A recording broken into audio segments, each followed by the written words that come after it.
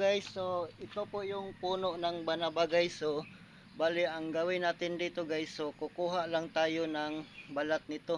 So ito po yung puno ng banaba guys. So ayan. So marami na siya ang nagkukuha dito. So ang gawin natin dito guys, yung balat niya, so gawin natin siya ng tea kasi pwede po siya sa may UTI guys. So ang gawin natin guys, lagain lang natin, pakuluan, tapos ilagay natin sa may baso, mga kalahati lang guys. So pwede natin siyang inumin. So ayan guys, so kuha muna tayo ng balat ng banaba.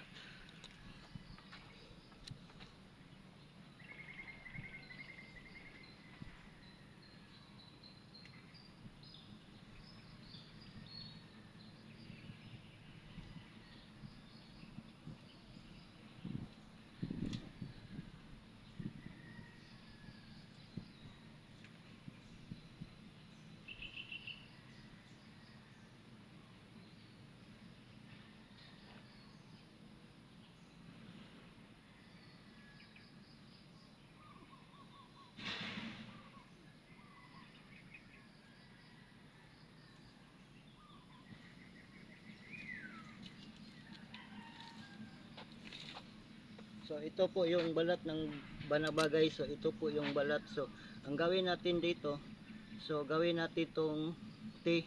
So pakuluan lang po siya, tapos ayun, ilagay natin sa may, pwede yung guys, yung mineral. So ganyan, ilagay natin yung tea. Tapos ang ginagawa ko nito guys, sa tuwing umaga, yung bagong gising tayo, so mas maganda ito inumin sa bagong gising kapag sa umaga. So kalahating baso lang guys. So pwede araw-arawin nyo inumin, basta yung bagong gising lang guys sa umaga. Ito maganda po ito siya. Ayan po guys yung balat ng banaba. So ayan guys, so marami na nagkukuha dito ng balat ng banaba. So ayan guys, ayan hanggang sa taas guys. Ayun po.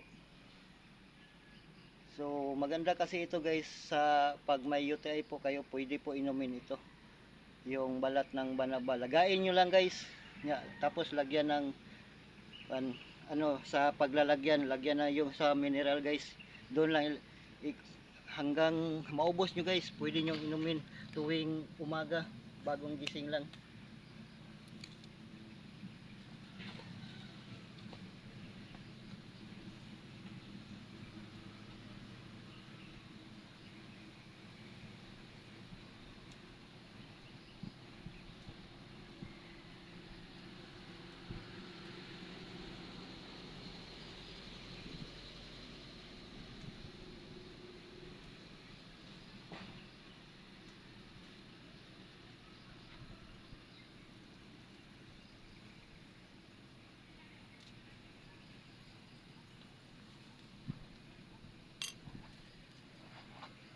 Ito guys, so nilagain ko ito guys. So pakulan ko po ito ng tubig mga 2 linggo or 3 linggo bago ko to maubos, bago na naman ako kukuha ng bagong balat. So ang gawin ko muna dito guys, so magpakulo ako ng 2 beses. So hindi ko sila isasabay lahat ng pagpakulo. So bali hahatiin ko po ito guys, bali ng 2 para marami yung magawa kong tea.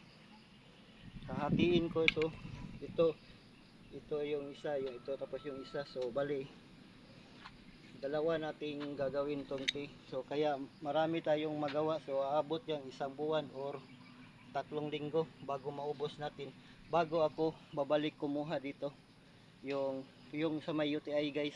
Pwede ito. So ayan, so paki-subscribe naman sa ating YouTube channel guys.